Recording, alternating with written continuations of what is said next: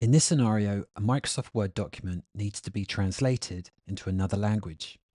Copilot is used to create a new translation of the English text into Welsh from the existing file and keep the formatting of the original. I'm going to use Microsoft 365 Copilot in Word for this prompt. And I have my report open here in Word and I want to translate the text into Welsh. I'm going to use the Copilot button from the ribbon to open up this panel. And I'll add my prompt here down at the bottom. The prompt is translate this file into Welsh, maintain any formatting in the new version. Now you can see it rewrites the document inside the panel all in Welsh, keeps the structure and the formatting of the original.